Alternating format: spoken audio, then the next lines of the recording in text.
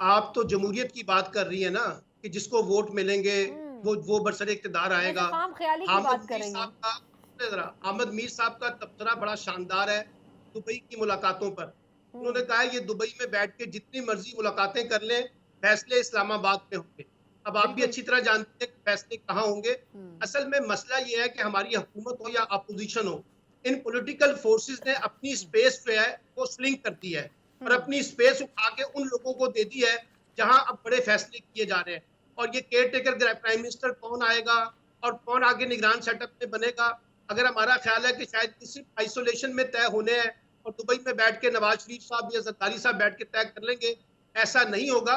मौजूदा सूरत हाल में इस्टेब्लिशमेंट एक अहम फरीक है और आप देखिएगा कि जो भी फैसले होने हैं उसमें आप इस्लामाबाद या पिंडी को नजरअंदाज नहीं कर सकेंगे। एक बात। दूसरी बात यह है कि देखिए, अनफॉर्चुनेटली हम जब ये कहते थे कि माजी के अंदर जो है, यानी पीटीआई की हुकूमत को कहते थे कि एक स्क्रिप्ट हुकूमत है, स्क्रिप्टेड के तहत आई है, उससे पहले भी हमने देखा इस्लामी जमहूरी इत्तेहाद बना और उससे पहले भी मामला देखे, तो अब भी कोई बहुत बड़ी तब्दीली नहीं आई है। ये हमारी ख्वाहिश तो हो सकती है कि अवाम की बुनियाद के ऊपर, अवाम के वोटों से यहाँ पे हुकूमत बने, डेमोक्रेटिक प्रोसेस के तहत हुकूमत बने, लेकिन जब नहीं, हुकूमत सलमान हो साहब या से मैं रिफ्रेश करती हूँ, माज़रत आपकी बात काट रही हूँ, मैं आपकी ये बात पूछना चाह आपकी रही हूँ बात कि आपकी आपको बात क्या लगता है आखिरी बात पंजाब एक में बात मैं अवाम की फील क्या है? सर वो तो मुझे पता है कि हर कुछ तब्दील हो जाता है पाकिस्तान में, खास तौर पर इलेक्शन के दिन, लेकिन आपको क्या लगता है कि इस वक्त क्या नून लीग की कोई रिप्रेजेंटेशन है? वोट तो उनका स्ट्रांग मौजूद है, लेकिन क्या वो वोटर निकलेगा भी इस वक्त पिछले 1.5 साल में जो नून लीग कर चुकी है अवाम के साथ?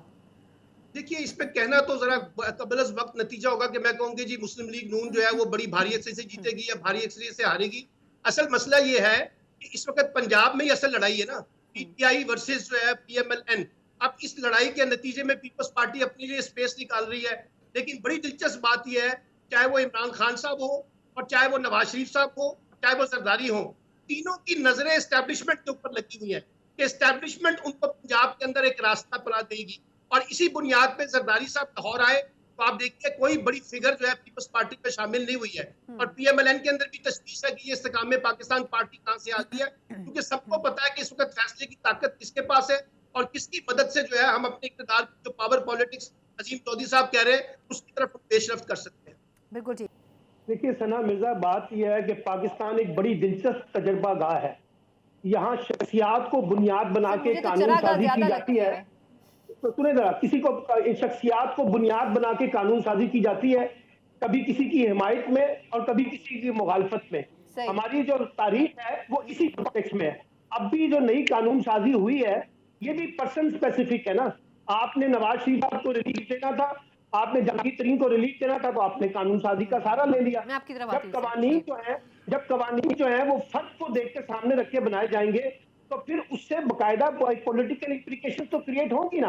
आज आप इनकी हिमायत में कर रहे हैं, कल किसी और की हिमायत में करते रहे, सर लेकिन परसों अच्छा, किसी और की इसमें देखिए हिमायत। बीइंग डेविल्स एडवोकेट मैं ये पूछती हूँ कि मियां साहब को जिस तरह निकाला गया वो पूछते रहे कि जी मुझे क्यों निकाला, तो एक तरह से जिस तरह उनको भी माइनस किया गया, इतने लोगों में पानामा में सिर्फ उन्हीं को माइनस किया गया, तो वो कहेंगे जी मेरे साथ तो ज्यादती हुई ना फिर। लेकिन सवाल ये है कि जिन्होंने निकाला है उनके बारे में हम जिक्र तो करें ना, किन्होंने निकाला है उनको और कौन उनको लेके सर आ रहा है सबको दोबारा। पता है। सबको पता है, तो इसका मतलब है खेल ही है ना। ये अब भी जो कुछ हो रहा है ये भी उसी खेल का हिस्सा है, उसी पॉलिटिकल एडवेंचर का हिस्सा है, उसी सियासी मुहिम जोई का हिस्सा है, उसी स्क्रिप्ट का हिस्सा है ना। तो हमने बदला क्या है? हमने कौन सा सबक सीखा है माजी की गलतियों से? हम बात तो वही कर रहे हैं। जिस वक्त हमें कोई सूट करेगा हम उसको ले आएंगे, जिस वक्त सूट नहीं करेगा उसको हम किसी भी निकाल कानूनी देंगे सहारे की बिल्कुल। बुनियाद के ऊपर बाहर निकाल देंगे। तो इससे आपकी कुछ जमहूरियत मजबूत होती है, आपका आइन मजबूत होता है, आपका कानून मजबूत होता है। हमने तो बकायदा, मैंने जैसे कहा ना कि हम अपनी विशेष के अंदर आइन के साथ भी खेल खेलते हैं, कानून के साथ भी खेल खेल रहे हैं, सियासत के साथ भी खेल खेल रहे हैं और जमहूरियत के साथ भी खेल खेल रहे हैं। मैं यास्मीन की बात से इत्तेफाक करता हूं कि मैं प्रिंसिपली समझता हूं कि ताहयात नाइल ही नहीं होनी चाहिए, लेकिन जब उनके ऊपर ताहयात नाइल किया जा रहा था वो भी किसी तजर्बा गाह के तौर पर तय हुआ था। आज उनको लाने की इसमें बात तय बोलने की जा वाले रही है, कितने तो ये लोग थे किसी आप भी तजर्बा। जानते हैं, मैं भी जानती हूँ कि कितने लोगों ने सपोर्ट किया था कि नवाज शरीफ साहब के साथ ये नहीं होना चाहिए। बिल्कुल ठीक है, पॉइंट टेकन। अजीम चौधरी साहब, सर आपने कई दहाइयों की पाकिस्तानी सियासत देखी, बहुत लोगों के रंग बदलते हुए देखे, कभी उनको एक जगह फिर दूसरी जगह जाते हुए देखा। सर ये फिर अगर हम ये समझें कि फिर जैसा होता है वैसे में फिर फ़ायदा उठाने का मौका है तो फ़ायदा भी उठाना चाहिए सियासतदानों को, लेकिन ये जो जमहूरियत फुटबॉल बनी हुई है सर, फिर इसका नतीजा तो ये होगा कि जो जमहूरियत चला रहे हैं लोग यानी कि सियासतदान वही केपेबल नहीं है, वही जमहूरियत चलाने के लायक नहीं है। पहले मैं उस पिछली बात का एक तबसरा कर दूं। अगर मेरी याददाश्त साथ ना दे रही होती तो मैं अपने इन दोनों साथियों के साथ होता। बिल्कुल ठीक। मेरी याददाश्त साथ दे रही है और मुझे जस्टिस साकिब निसार साहब याद आ रहे हैं, से बहुत याद आते हैं आजकल। बहुत ही याद आते हैं मुझे। बिल्कुल। मुझे ज़रा ज़्यादा याद आए, ख्वाजा मोहम्मद आसिफ नामी एक शख्स को नाअहल करार दिया गया था और लाइफ टाइम के लिए नाअहल करार दिया गया था। उन्होंने रिव्यू एप्लीकेशन दी और उनकी नाअहली जो थी वो ख़त्म कर दी गई 5 साल के लिए या 1 साल के लिए, जितना भी किया गया, लेकिन वो लाइफ टाइम ख़त्म कर दी गई। ये यकीनन कानून पर्सन स्पेसिफिक होता अगर पहले सुप्रीम कोर्ट ये फैसला न दे चुकी होती। अब ये कहा जाएगा कि सुप्रीम कोर्ट के फैसले की नज़ीर को सामने रखते हुए हमने ये अमेंडमेंट की है और इस अमेंडमेंट को आप कौमी असम्बली के राइट को कैसे छीन सकते हैं, सेनेट के राइट को कैसे छीन सकते हैं। और अब तो प्रेसिडेंट ने उस पर दस्तखत कर दिए हैं, अब तो वो कानून सिर्फ कायम मुकाम प्रेसिडेंट ने एक जैसे ऐसे मौके पर कायम- हमने ये कुछ किया है जब लेकिन सदर सदर साहब मौजूद ही होता नहीं है। है। सदर हमने भी होता कहा मौका गनीमत है, अभी कर लो। वसीम बिल्कुल। सज्जाद कितने फैसले करके गए, कायम मकाम सदर थे। कायम मकाम वजीर आजम नहीं हो सकता, कायम मकाम कंट्रोवर्शियल भी सदर तो होता बहुत थे ना, वो आपको भी ठीक। पता है। अब दूसरी चीज़ ये कि पाकिस्तान में कोई आइडियालॉजी की बुनियाद पर तो पॉलिटिक्स हो नहीं रही, ये तो पावर पॉलिटिक्स का एक स्ट्रक्चर बना हुआ है और पावर पॉलिटिक्स सर लेकिन सिस्टम माजरत के साथ ठीक कहीं से तो होना है ना।